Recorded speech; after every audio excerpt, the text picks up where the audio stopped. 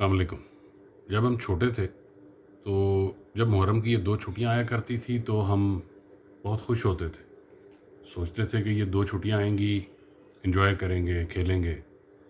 لیکن آہستہ آہستہ جب سمجھ آئی کہ یہ 2 چھٹیاں آتی کس لیے ہیں تو پھر یہ کھیلنا، انجوائے کرنا برا لگنے لگا اور پھر چھوڑ دیا اس کو۔ آج 2022 ہے، انسان بہت ساری چیزیں جان چکا ہے، ہم لوگ بہت ساری چیزیں جان چکے ہیں، پاکستانی بہت ساری چیزیں جان چکے ہیں۔ کل پرسوں کچھ تصویریں دیکھی کہ حضرت امام حسین کے لیے دوسرے مذاہب کے لوگ بھی اکٹھے ہو کے تقریبات کر رہے ہیں اور اس دن کو یاد کر رہے ہیں جب انہوں نے اتنی بڑی قربانی دی تھی۔ لیکن پھر بڑا عجیب لگا کہ کل سے جب ہم دیکھ رہے ہیں کہ پاکستان میں جو سیر گاہیں ہیں، جو ٹورزم کے علاقے ہیں، نارتھ ہے، مری ہے، سوات ہے، وہاں پہ ٹریفک بہت زیادہ ہو چکی ہے، اتنی زیادہ کہ مری میں مزید جانے والی گاڑیاں روکی جا رہی ہیں، سوات میں ٹریفک جیم ہو چکا ہے اور کئی علاقوں میں اسی طرح ہی حال ہے۔ اس کا مطلب یہ ہے کہ ان 2 دنوں کا اس طرح فائدہ اٹھایا جا رہا ہے۔ تو جن لوگوں کو سمجھ ہے، جو بڑے ہیں ہم میں، ہم اپنی اولادوں کو کیا میسج دے رہے ہیں؟ آج کچھ لوگ تو اس دن کی، ان 2 دنوں کی کیئر کرتے ہیں، رسپیکٹ کرتے ہیں۔ اگر ہم اس طرح کریں گے تو آنے والی نسل کیا یاد کرے گی، کیا احترام کرے گی ان 2 دنوں کا، کیا اس قربانی کا خیال کرے گی؟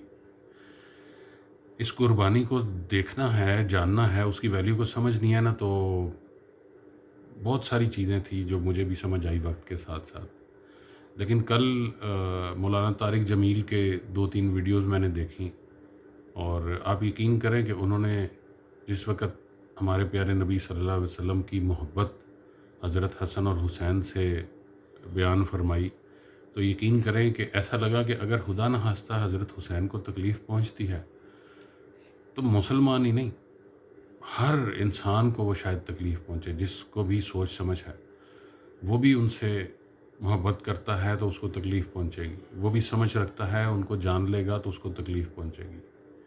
لیکن اس کے بعد پھر ایسی چیزوں کی گنجائش بچتی ہے۔ مجھے بڑا افسوس ہو رہا ہے کہ جب یہ خبریں آ رہی ہیں کہ وہاں پہ اتنے زیادہ ٹریفک ہے۔ دوسری چیز یہ کہ ہم نے یہاں پہ بہت سارے لوگ، دوست، کھانے کی چیزیں، پینے کے لیے پانی یا اور کوئی ٹھنڈے مشروبات جو ہیں وہ سڑکوں پہ دے رہے ہیں، لوگوں کو پلا رہے ہیں، کھلا رہے ہیں۔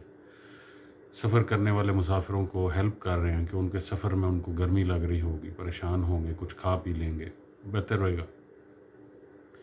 لیکن کیا وہ قربانی جو ہے یا وہ جو انسان کا اچھا کردار تھا وہ 2 دنوں کے لیے بتایا گیا ہے؟ وہ 2 دنوں کے لیے تھی؟ کیا اس دن وہ پانی پلا رہے تھے اس طرح سب کو؟ ہاں، پانی انہوں نے پلایا تھا، اپنے دشمنوں کو بھی پلایا تھا۔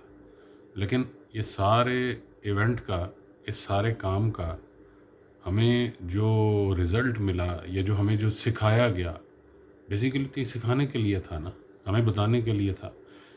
حضور صلی اللہ علیہ وسلم کو بہت پہلے بتا دیا گیا تھا کہ آپ کے پیارے کے ساتھ یہ ہوگا، حضرت حسن کے ساتھ یہ ہوگا، ان کو زہر دیا جائے گا، ان کو اس طرح شہید کیا جائے گا، خون نکالا جائے گا، ان کا مٹی پہ پھیلایا جائے گا، وہ مٹی جو ہے وہ بھی چیخے گی، قیامت تک چیختی رہے گی۔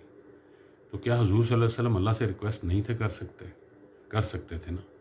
لیکن یہ ساری چیز کا مقصد تھا دنیا کو بتانا، آگے والی انسانیت کو بتانا، آنے والے لوگوں کو بتانا، اور وہ مقصد یہ تھا کہ برائی کے سامنے کھڑے ہو جانا، برائی کو فالو نہ کرنا، برائی کا ساتھ نہ دینا، اور اس کو بتانا کہ تم غلط ہو۔ کتنی مصیبتیں آئیں ان کے ساتھ۔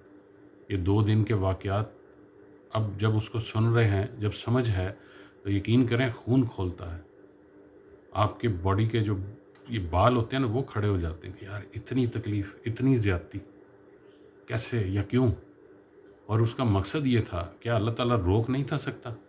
اللہ تعالیٰ ان کے اوپر عذاب نہیں تھا لا سکتا؟ سب کچھ ہو سکتا تھا نا۔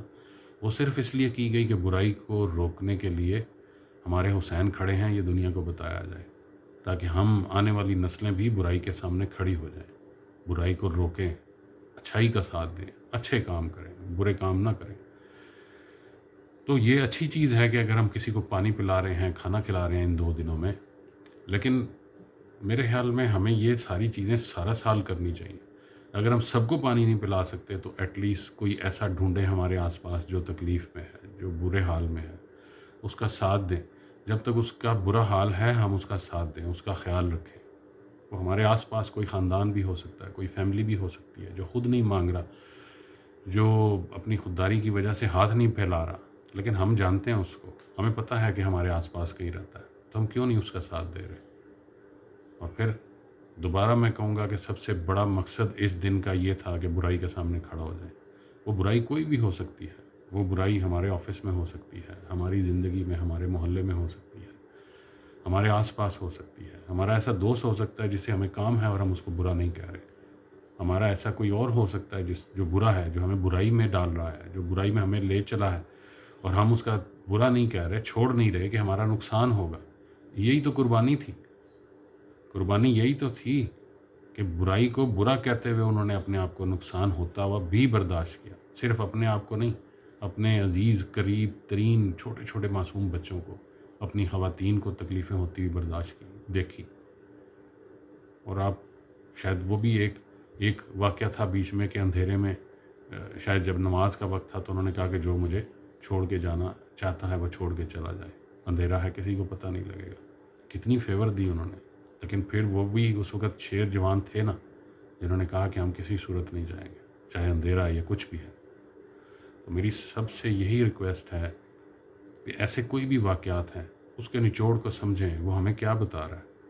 اب جیسے ہم اگر گھوم رہے ہیں ان دنوں تو اس کا مطلب ہے کہ ہم نے اپنے سب سے پیارے نبی صلی اللہ علیہ وسلم کے جو سب سے پیارا تھا اس کی اتنی بڑی تکلیف کا کوئی احترام نہیں کیا، اس کے لیے ہم کوئی درد نہیں رکھتے اور سیریں کر رہے ہیں، اگنور کر رہے ہیں ان چیزوں کو. اور پھر اگر ہم کچھ کر رہے ہیں اللہ کے لیے تو وہ ہمیشہ کرنے والا طریقہ بنائیں. اس 2 دنوں میں پانی پلانے سے ہو سکتا ہے اچھا ہو، اللہ یہ بھی قبول کرے سب کا.